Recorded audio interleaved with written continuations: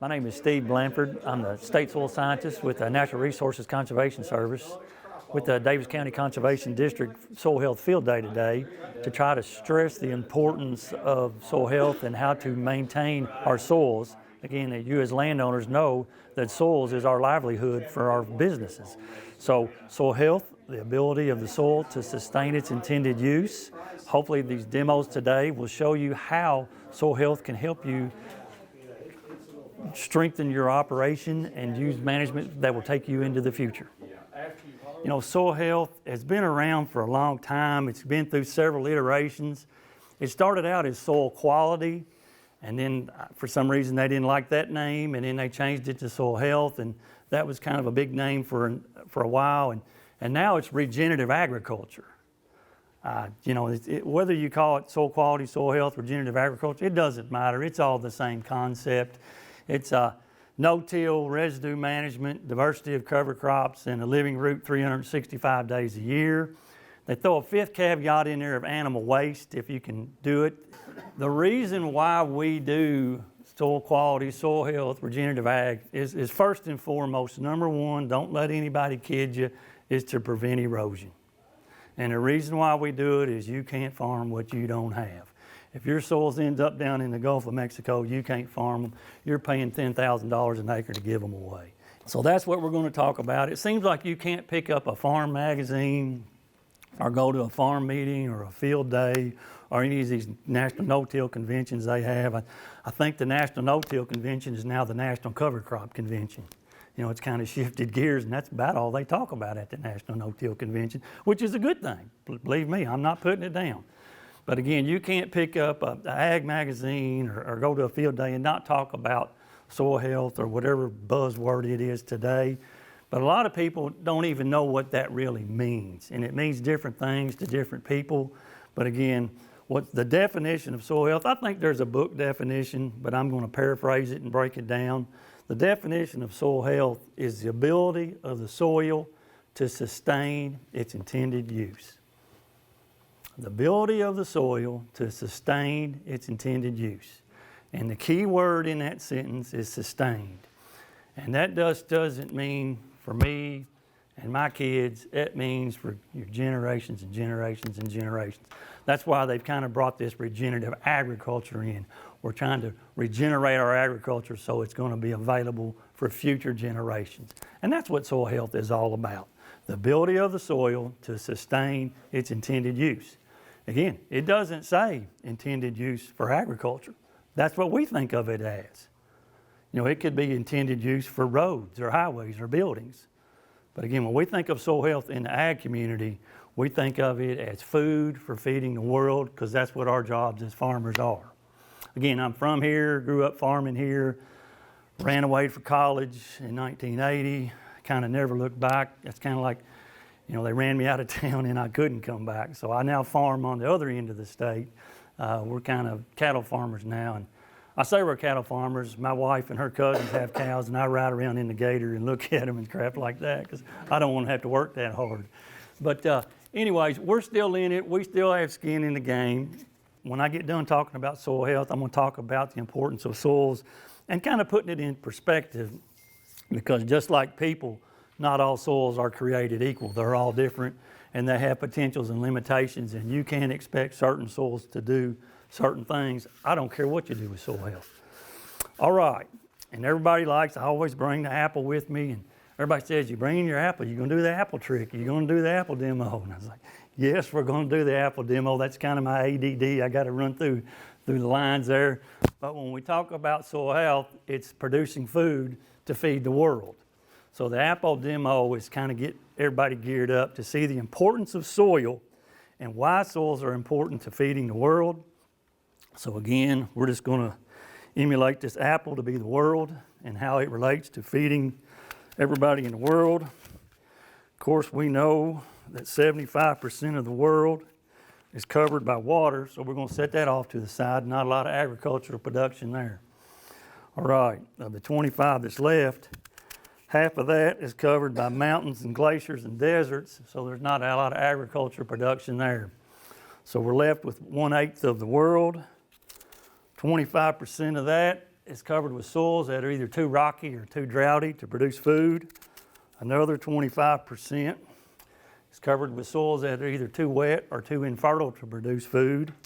Another 25% is covered by the agricultural components, or the urban components we were talking about, roads, buildings, downtown cities, whatever. So we've got 1/32 of the world, and we know the soil only covers the very thin surface of it. So we got a thin surface of 1/32 of the world. Got to feed how many people are in the world? That's a question for you. That's a question for y'all. Yeah, little over 7 billion. You're exactly right. How many people are going to be in the world in 2050? 11 billion, I think it's somewhere between 9 and 10 billion. So if we go from 7 billion to 10 billion, how much more of this stuff they making? That's where the concept of regenerative agriculture. We've got to take care of this thin sliver of 1/32 of the world, because we've got to produce as much food in the next 30 years as we have the last 500 years. Pretty good strain on this stuff right here, and that's why the regenerative ag is getting all kicked off right now. So, I'm going to eat that part of the world. The good thing about soil health and coming back and talking about it every year, soil health really doesn't change. Pretty simple concept. You guys know where Christian County is. You ever heard of Harry and Lawrence Young? In 1962, some of the first no-till in the country was in Christian County on Harry and Lawrence Young's farm, 1962. There's a road plaque there. Pretty cool. Y'all see it some. I've never seen the plaque itself. But anyways, soil health, the ability of the soil to sustain its intended use. You can't really talk about soil health unless you know what a healthy functioning soil looks like. Healthy functioning soil is made up of 4 things, and I know you guys all know what they are. So just start throwing them out at me. I think you said living things. We're going to call that 5% organic matter, and we'll delve into that a little bit more. What else? What's a healthy functioning soil made of? Air, exactly right. Plants are just like us. They need air. And what else do they need? Water. They need air and water. Plants can't live without air and water. The big job right here, 45% of a healthy functioning soil is what? What's soil made up of? Sand and clay. Mineral matter. Exactly right. It's from what our bedrock comes from. Mineral matter. We'll just call it bedrock, because that's what our bedrock weathers to form our soils. And that is what we call our inherent soil properties. If your soils are on sandstone soils, you got sandstone soils. If your soils are on limestone, you got limestone soils. If your soils are covered with loess, your soils came from loess. All right, those are inherent soil properties. You can't change them. You can't change the texture of your soils. If your soil's weathered from sandstone, you're going to have sand, silt, and clay from sandstone. If they come from shale, you're going to have the sand, silt, and clay that weathered from shale. You cannot change that. 45% of your healthy functioning soil you have nothing to do with. Don't worry about it. The other 55% is what we call, I guess my crayon's about dead there, is what we call dynamic soils properties. Dynamic, what's dynamic mean? Subject to change, things that change. And who determines those things that change? We do. Our management concepts, whether we do no-till, whether we do residue management, whether we use cover crops. Those are the dynamic soils properties that float that. I'll use this purple here. This is kind of my daughter's favorite color. Damn, that shit jumps off there, don't it? Okay, I guess dynamic soils properties. Plants need air and water to live just like we do. I think Jesse stated that 5% of it's organic matter. This 5% organic matter is what you have the most control over and what is the most important in your soils. And that's why the cover crops and the residue management is so important. Okay, what is organic matter? It's decaying plants and animals that live on it in the soil and their waste. That is exactly right, Mr. Turner. Glad you showed up today. All right, organic matter. Decaying plants and animals that live on and in the soil and their waste. That's what it is. But what does organic matter do? First and foremost, it holds nutrients and will release the nutrients to your crops. It holds water and it will reduce water to your crops. So again, very important. But the most important thing that your organic matter does is your organic matter is food. Let's say you had a tablespoonful of soil, kind of enough soil to cover the palm of your hand. There could be as many as 2 to 4 billion microorganisms in that palmful of soil. So the fact that I could hold 2 billion to 4 billion microorganisms in the palm of my hand, how many microorganisms you think are in a 5-acre field or a 500-acre field? The number is just astronomical. And what you're doing, you're feeding those microorganisms. And that's what soil health does. It is to feed your microorganisms so that you can increase the organic matter in your soil. And what does that organic matter do? It helps create this air and water exchange. 50% of your soil is air and water. But you've got to make it so that that air and water exchange can happen. And that's what those microorganisms do. When you shell your corn, when you thrash your beans, when you thrash your wheat, you got all this fodder or stubble out on the ground. And that's what we call organic material. And these microorganisms ingest and eat this organic material and convert it to organic matter. And as they ingest these corn stalks and bean stubbles and wheat chaff, they're giving off sugars and starches and enzymes and glue. And what this sugar, starches, enzymes, and glue, and it's really not glue, it's called glomalin, but nobody gives a crap about that, so we're just gonna call it glue. So this sugar, this starches, this enzymes, and this glue, they hold the individual soil particles together. Individual soil particles. Anybody ever heard the term soil texture? You all have. Everybody should have their hand up. Soil texture is the relative percents of sand, silt, and clay. That is your inherent. You can't change that.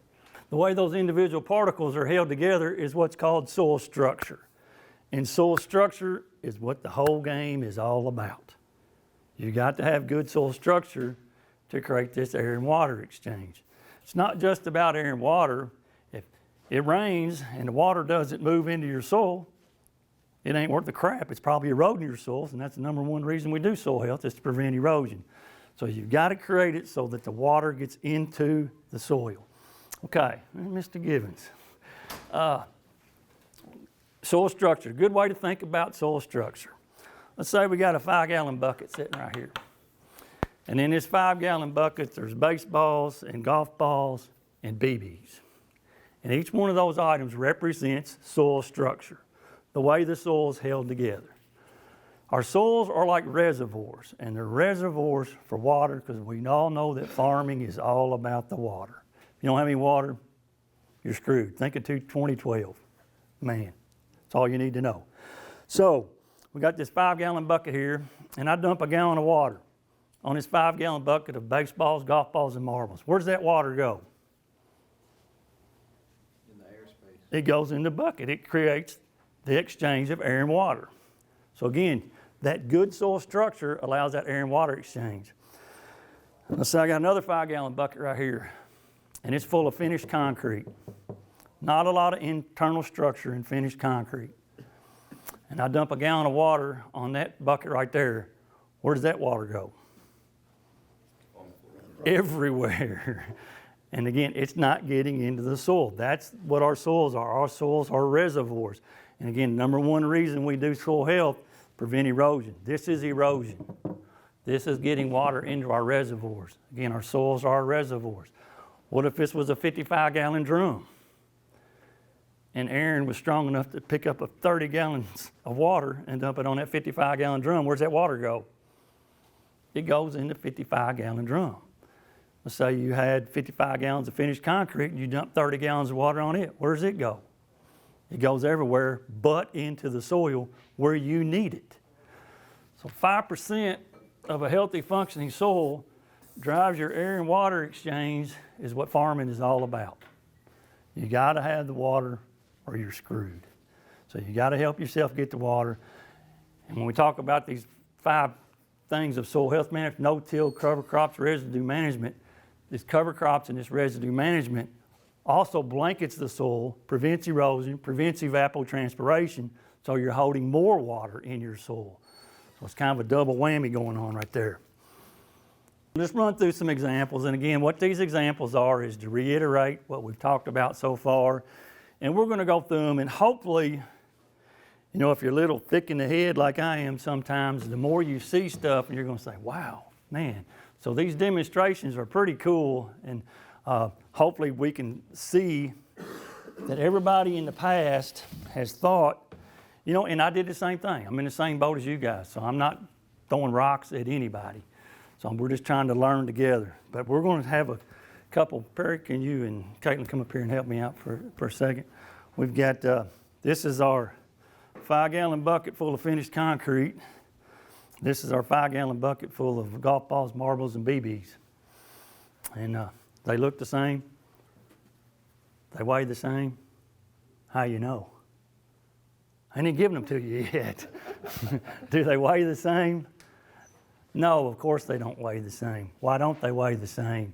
It's a thing called bulk density. I think a lot of us farmers call it compaction. Bulk density and compaction are the same thing. It's weight per unit of volume. That's what compaction is. Obviously, the weight per unit of volume for that brick is a whole lot more than the weight per unit of volume for that sponge. So somebody's going to be the golf balls, marbles, and BBs, and somebody's going to be the finished concrete.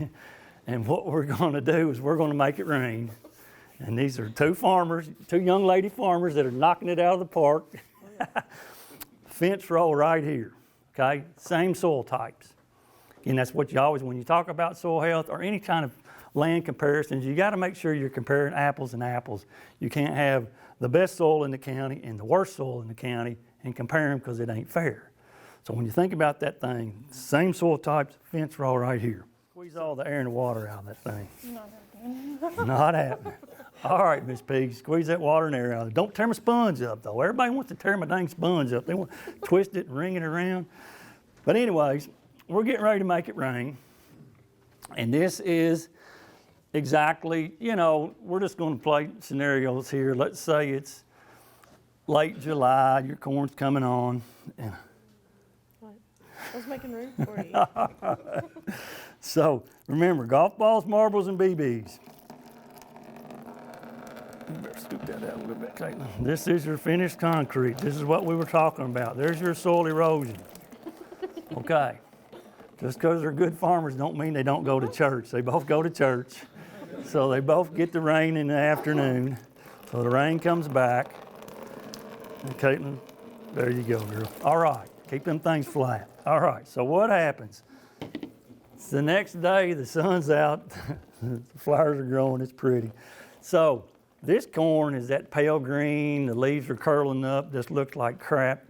This one is rocking and rolling and you can hear it growing. It's that bluish green. So why is that, guys? All about the water. Okay, and how much water you got?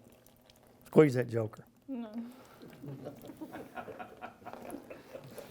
All right, all right. Well, squeeze yours, Miss P. Let's see what's going on here. That's the difference between water helping you make money and water not helping you make money. I'm not saying this guy's not going to make money. I'm saying this guy's wife's going to be driving an Escort, and this guy's wife's going to be driving an Escalade. That's why farming is all about the money, guys. So, all right, thank you, guys. Historically, tobacco is a very heavily tilled crop. So, what I've got here is a couple examples of, again, same soil type, same color, Aaron? This one a little darker. A little darker. They weigh the same. No, this one's heavier. Heavier. Same soil types. Bob James, no-till tobacco in Fayette County. I'm not going to give you the landowner's name for this because I don't know, because I jumped over his fence one afternoon and stole it.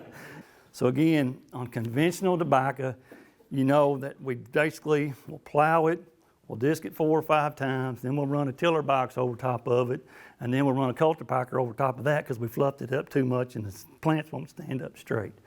But this is what it looks like when you first flip it. Again, this is Bob Daines. I've wooled this thing across the state for probably 7 or 8 years. This was cereal rye, Austrian winter pea, daikon radish, and crimson clover. You can tell that by looking at it, can't you? Oh, yeah. Exactly. Again, this had been freshly flipped over.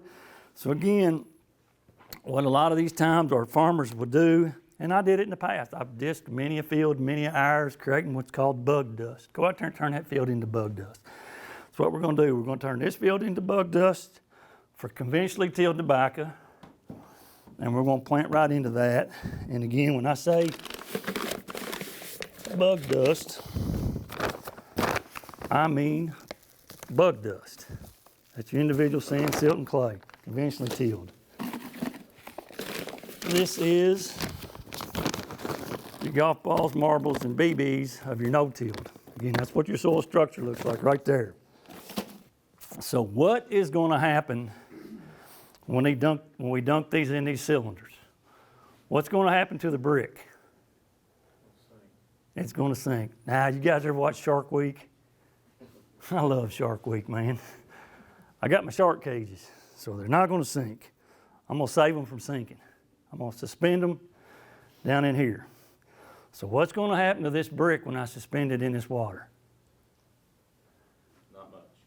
Not much. Not much. Not much, or it's going to fall apart. That's 2 different extremes there, guys. But look pretty close, guys, and we dunk these in here. I'm hoping this sponge will start to bubble. Because again, that's that air and the water exchange. So we're just basically saying this is a brick, and this is finished concrete. This is your sponge, or golf balls, marbles, and BBs. And we'll see what happens, and I hope it works right. You can see your sponge is bubbling because of the air and the water exchange. And what's going on with our brick? You remember, guys, the 5% organic matter. As the microorganisms ingest this organic material and create it into organic matter, they're giving off sugars, starches, glues, and enzymes. And what those are doing, they're holding the individual soil particles together. These are individual soil particles right here. You had no microorganisms to ingest the organic residue, so the individual soil particles are just mashed together. You've all had a disked field, and you've all driven by that disked field after it rains, and it has a shine on it. Looks like you mopped your floor or something. It's got that sheen to it. You guys all know what I'm talking about. And what that shine is these individual soil particles are clogging what pore space you do have and preventing the water from getting in. So these individual soil particles are sealing your soil off, preventing the water from going into the soil. You notice this baby is still pretty well intact. Sugars, starches, enzymes, and glues hold these individual soil particles together and allow that air and the water exchange.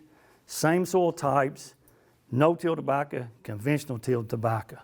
It can work. Why don't more farmers do this? Takes too much time. Absolutely, that's the answers every time. I don't have the equipment, I don't have the manpower, I don't have the time, and it costs too much money.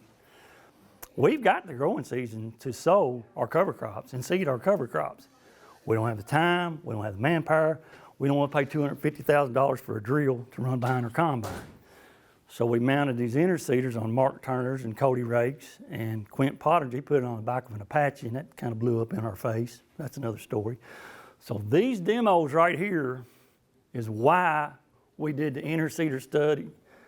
I'm not saying that it can't be better. It can be better. You know, we can flip that around a little bit, and it's eventually going to melt. And you're going to see individual pieces of structure fall off, but what you don't see is that cloud. That cloud is the individual particles, whereas this is pieces of structure falling apart. And again, that's what this is right here, jar full of bug dust. And remember, I said the residue management, number one reason we do soil health is to prevent erosion. You got to have your cover crop on there. This is your golf balls, marbles. I got you, Justin. I'm just talking, chewing gum at the same time. Last year in August, when it was really dry and you guys were struggling, this is going to pay off better than this. You're also going to have that blanket over there reducing evapotranspiration. So again, it's more of a system. So again, bug dust, golf balls, marbles, and BBs. I'm going to make it rain. Remember, guys, our soils are our reservoirs. This is our reservoir. So we're going to make it rain. And this is the bug dust. And a lot of guys, you saw that was powder. A lot of guys create this powder because they think they're creating that air and water exchange. Actually, when you're trying to create, you can see it bubbling because that's getting in between the different particles of sand, silt, and clay. But it is certainly not moving down through the profile. And it's not moving down through the profile because the clay and the silt are sealing that over. It will not allow it to move down through the profile. Now again, I know what you guys get for land, agriculture land, good agriculture land here in the county.